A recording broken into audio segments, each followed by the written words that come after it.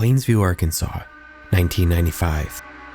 A woman named Pamela Lamb is getting ready to go to work.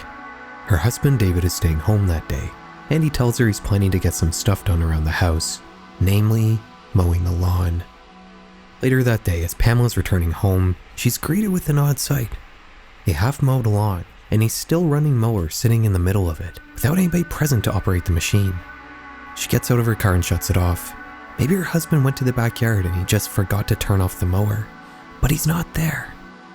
She checks inside the house. His keys and wallet are still on the table, but he's nowhere to be found.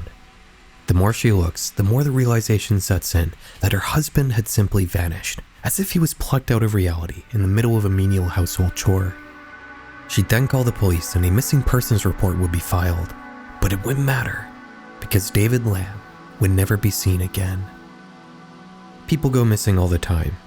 In the USA, a staggering 1,600 new missing persons cases are reported every single day. But often, there's some sort of clue or indication as to what may have happened in a given case. Maybe it's a teenager who ran away from their parents, or a hitchhiker who got into the wrong car. But this case is different. Not only are there basically no clues left behind to help explain how and why David Lamb disappeared, but the details that are there only make this case harder to explain. A running lawnmower on a half-mowed lawn suggests that he left in a hurry, maybe even in a panic. But his keys and wallet being left behind would indicate that he wasn't planning to go far. Plainsview is a tiny town in the middle of rural Arkansas. If David had gone anywhere, it'd almost certainly be in a vehicle of some kind. Since there were no reported cars missing in this case, David likely got into someone else's vehicle. Considering that the lawnmower was running and how quick and easy it is to shut a lawnmower off, you could theorize that he was forcibly taken. But for what reason? One clue here that could support this theory is a list of injuries David reportedly had. One of them was a gunshot wound he had sustained earlier that year. Getting shot generally means making somebody upset enough to shoot you. Is it possible whoever shot David was responsible for his disappearance? It would be a clean explanation, but there are some details here that don't quite line up. When Pamela came home, she said the lawnmower was still running. This single detail is what makes this case so interesting. It's almost as if this guy was raptured or something. But how was it possible that the lawnmower was running without anybody there to push it? In 1982, after a rising rate of injuries, the American government would mandate that all new lawnmowers sold in the USA would have to have something called a dead man switch installed onto it. If you've ever mowed a lawn before, you definitely know what this is. For the machine to actually run, you have to be holding down a spring-loaded handle. If you let it go for even a second, the lawnmower shuts off. How is it possible that David's mower was running without him being there to hold it? Maybe it just so happened to be a very old mower that didn't have this dead man switch installed, but how likely is it for a 30-year-old man to be using a 14-year-old lawnmower? It's hard to speculate with how limited the details are here, but you could possibly surmise some potential conflict between David and his spouse. One documented detail is that David had a tattoo that read Connie, a different name than his wife Pamela. Again, there's nothing concrete to suggest that there was any real long-term conflict between this couple. This tattoo could have just been for an ex-girlfriend that he knew long before he met his wife. But I will say that it's a little strange Pamela has been so under the radar about her own husband's disappearance. I couldn't find a single instance of this case even being in the newspaper. If my spouse vanished one day, I'd be shouting from the rooftops to keep the case in the public eye. But this mystery hasn't received any of that sort of advocacy. In my mind, there are three possible explanations here. The first is that David had a medical episode of some kind and just wandered off in a daze. I don't think this is very likely, as Plainsview is a very small town, and it wouldn't be very hard to find him in such a tiny place. The second is that somebody had a grudge against David, and they forcibly took him while he was outside his house, and did God knows what to him. This is possible, but it would be hinging on the fact that David owned an antique lawnmower that could keep running without an operator present. Which brings us to the third theory. One that says Pamela had something to do with her husband's disappearance, and she merely lied about the lawnmower running. This feels like the most plausible explanation to me. In most cases where a spouse is found to be murdered after going missing, their partner is usually the perpetrator. There could be a multitude of methods she could have taken to pull off this crime, whereas somebody kidnapping David while he was mowing his lawn is a theory that relies on much narrower possibilities. Ultimately though, we can't say for sure what happened to David Lamb. The information here is sparse and we can only speculate. While his is notable for his bizarre details, David's case is not unique. Out of the 600,000 people that go missing every year in the United States, a sizable portion of these cases end up going cold because there's simply no plausible theory that can explain why these people just vanished into thin air. In many of these cases, including David's, it almost feels like these people just stopped existing in this plane of reality. Like they despawned. One moment there, the next not. Last year, I did a video about VICAP, the FBI's Violent Crime Apprehension Program. You can consider this a sort of sequel. Many of the cases we're going to talk about today are actually attached to VICAP, but to the missing persons section, not the unidentified remains section. Every case we're going to cover today is cold, often having gone years without any sort of update or potential resolution. And just before we get to the next story, I want to let you guys know that I've uploaded my whole catalog to Spotify because they actually support video now. If you happen to have a premium subscription already, it'll definitely be a superior way to consume my content. I'll link it down below if you want to check it out. But without any further ado, let's get back into it. Verona, Missouri, 1972. It's 8 in the morning on a musky June day. Father and husband Lynn Seal is getting ready to head to his job on the Calico Dairy Farm. Him and his family recently moved into a mobile home on the farm's property, meaning he doesn't have to travel very far. His wife Christine and his son David are both sleeping, so he sneaks out quietly as to not wake them. An hour and a half later, a mailman drops off some letters for the family. Through the door, he can see 2-year-old David standing alone in the trailer. 15 minutes after that, Lynn would return to say good morning to his wife and son during a break at work. But he'd only find David, with no sign of Christine anywhere. It wouldn't take him long to search the tiny mobile home, but there was no sign of his wife. Moreover, nothing appeared to be missing. Her purse, car keys, wallet, and even all her shoes were still right where they were when Lynn had left for work just a little while earlier. The only thing that wasn't there was a nightgown Christine had been wearing when she went to bed the previous night. Before getting the police involved, Lynn would decide to look around the farm's property. With the couple's cars still in the driveway, Christine couldn't have gone very far, but he couldn't find her anywhere. He'd then call his parents. The day before, they had all gone together to celebrate Father's Day. Maybe they had some idea where she might be, but they hadn't heard anything. Out of ideas, Lynn calls the police. They come to the family's property with bloodhounds who are able to track down Christine's scent to the driveway behind the family's car, right where another vehicle might park if one had pulled up to their home. That's where the scent stopped. Police theorize that Christine likely got into a car here. Considering she was still in her nightgown and hadn't even been wearing shoes or socks, it wouldn't be hard to assume that she entered that vehicle unwillingly. Despite clear evidence suggesting that foul play could be involved here, the police inexplicably didn't see it that way. Their theory was that Christine had simply ran off in a nightgown and bare feet in the middle of rural Missouri. They said they wouldn't do any more policing until 48 hours had passed. If she still hadn't returned at that point, then they would continue the investigation. Lynn and his family would be left to organize things on their own. They'd get a search party together consisting of 500 local residents who would scour every corner of the small town of Verona, but nothing would be found. When police started looking into the case again, they did consider the angle of foul play, but they couldn't piece together a potential motive. Christine was a cosmetologist who'd been working in a nearby town. She was well liked and didn't have any enemies. They did, however, try to connect the case to a similar one in the nearby town of Nixa. In late 1969, cosmetologist Carol Blades went out to a laundromat to get her family's laundry done, but she never came home. Police went to the laundromat and found her clothes laying damp in the washing machine, and no sign of Carol. An extensive search and investigation would turn up nothing, and the case would go cold. However, almost exactly a year later in 1970, Carol's body would be found in a farmer's field. She had been murdered, but the police couldn't connect any suspect to the crime, meaning whoever carried out the act was still walking free around this area of Missouri at the time of Christine's disappearance. While strikingly similar, police couldn't substantiate any connection between Carol's murder and Christine's disappearance, but they wouldn't have to wait very long to get another lead to investigate. A man had been driving outside Verona, but got a flat tire in front of Lee Church, an abandoned Baptist chapel.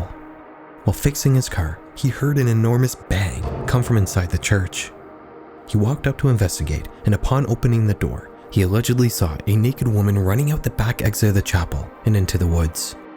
The man then left and called the police, who had come to look around the church. They found several items that suggested somebody had been living inside the abandoned chapel for quite a while, but Christine was still nowhere to be found, and nothing concrete came from this tip. After this, the case would once again go cold. No new leads would be found. Lynn would remarry a couple years after his first wife's disappearance, which some might consider to be fishy, but I do think it's important to keep in mind that this was the 70s in the rural American South. People tended to marry again quickly after losing a partner, and the police have already ruled Lynn out as a suspect. But there's definitely a non-zero chance of a deathbed confession happening that could clear this entire case up. The Seal family is still to this day offering a $25,000 reward for any information that could lead to this mystery being solved. As of 2024, the case remains open with the Lawrence County Sheriff's Department. If you happen to know something, please let them know. These first two cases follow the same pattern. One minute somebody is there, the next they're not. No clues are left behind, and everybody can only speculate why this person just vanished into thin air. This next case is like that. It even once again starts with somebody leaving their house in the morning. But this one has a twist. A bizarre and unexpected clue would eventually emerge in this story, one that would give credence to the worst possible scenario. Hudson, Florida, 1998. It's a common muggy April morning on Good Friday, and Deborah Cronin is getting ready to go to a doctor's appointment.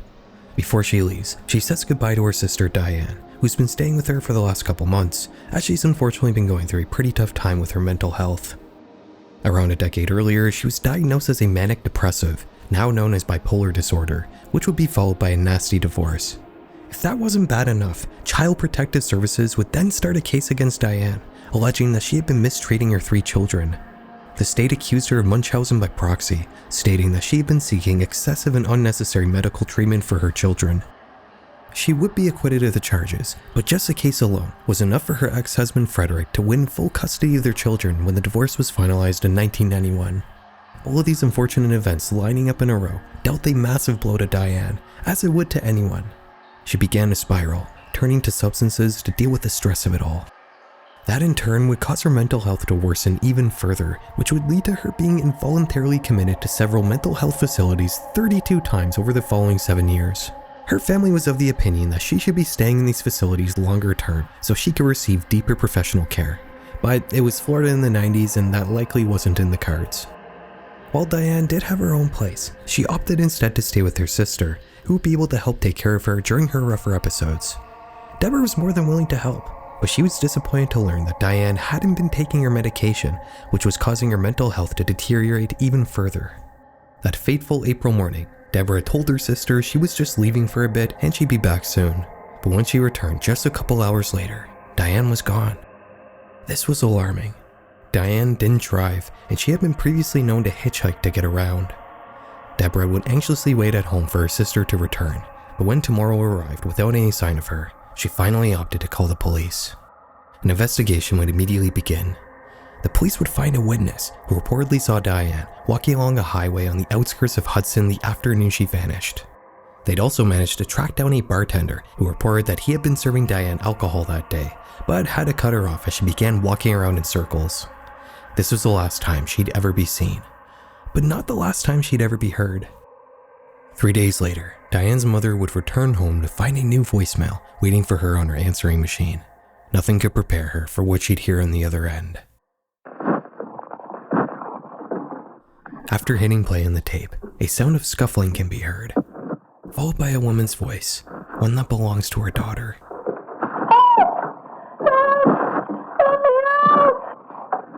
More scuffling can be heard, followed once again by Diane's voice. Get me out! After this, the call ends. Diane's mother happened to have caller ID, and the name for this phone number was Starlight. She'd call the number back, but nobody would pick up. She'd report this incident to the police, who would never publicly reveal whether or not this voicemail actually led anywhere. Regardless, it added a new and terrifying lens to this case. Diane didn't simply go missing. Something must have happened to her. Later that same day, another awful clue would be found that would only support the idea that foul play was involved here. A woman had been walking down US 19, the same highway Diane had been sighted on 3 days prior. She noticed what she described as a fake finger sitting in the bushes. She'd tell her boyfriend about this, who'd return to the spot and manage to track down the prop. Except it wasn't a prop. It was a real severed human finger. One that the police would verify once belonged to Diane. In just one day, this missing persons investigation would turn into a kidnapping or a potential homicide case. The police would act with a newfound sense of urgency, deploying a helicopter to scan the area for any signs of Diane, but none would be found. Nothing new would be uncovered until 4 days later, when a worker at a nearby convenience store noticed something odd sitting in the shop's outdoor freezer. It was a bag containing a neatly folded set of clothes. The manager of the store knew Diane, as she was a frequent customer, so he called Deborah to inform her of the discovery, who would make her way down to the shop and would end up verifying that these clothes did in fact belong to Diane. And on top of that, it was a set of clothing that she had personally bought for her. This would be the last advancement made in this case, and it would disappear from the public eye without any sort of resolution. At least for a little while. 2 years later, in the year 2000, Terry, the girlfriend of Diane and Deborah's brother, walked into a Circle K convenience store to buy a soda and some cigarettes. She was familiar with the shop, as it was where Deborah had currently been employed. As she was waiting for the clerk to help her, she noticed something odd behind the lottery counter. It was a clear Ziploc bag with a name written on it. Diane. Inside the bag was an assortment of toiletries and makeup. While her family couldn't verify whether the items actually belonged to Diane or not, the police were able to verify that the toothpaste in the bag did come from a mental health facility that Diane had been released from only 2 weeks before she had vanished. The police would also review the store's CCTV footage to see if they could find evidence of who may have planted the bag there, but they couldn't find anything on the tapes. This was the last major development in the case of Diane Augat. Every clue here is disconnected from one another, and it's no wonder why the police haven't been able to piece together a solid theory to explain her disappearance.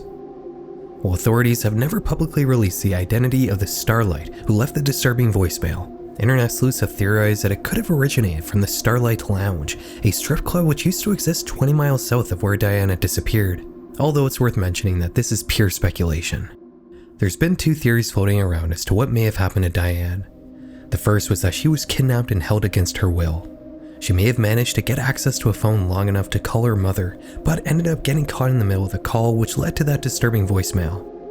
But if that was the case, then why would her finger be found on the side of the road? If someone had been holding her hostage, why would they cut off her finger only to then throw it in a ditch? That detail can be explained by the second theory, which is that Diane fell victim to a drug-related dispute. She had been known to use several substances, and one method dealers in this part of Florida used to punish customers who didn't pay back their debts was finger chopping.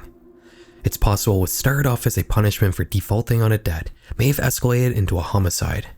In any event, we unfortunately have no idea what happened to Diane Augat. Her family is still offering a $3,000 reward for any information that may lead to her case being resolved. So it goes without saying, if you happen to know something, then please get in contact with the Pasco County Sheriff's Office.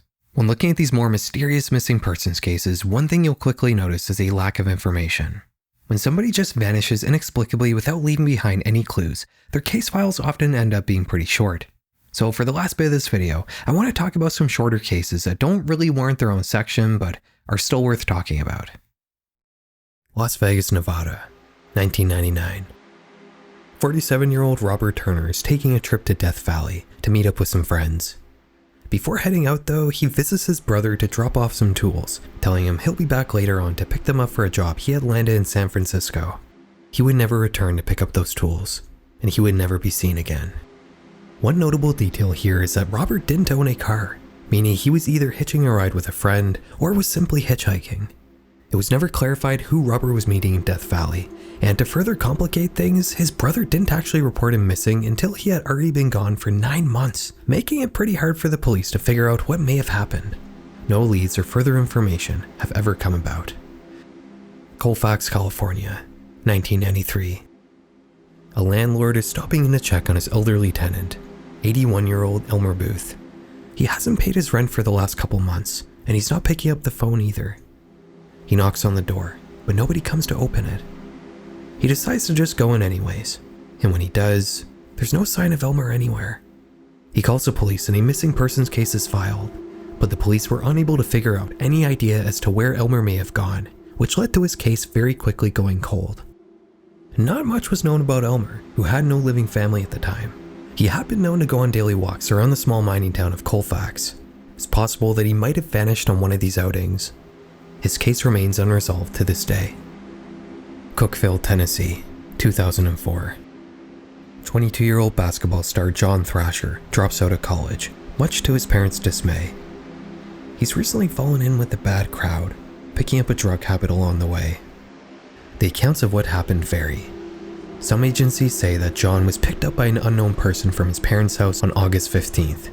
Some say that he was last seen at the Putnam County Fair on August 14th.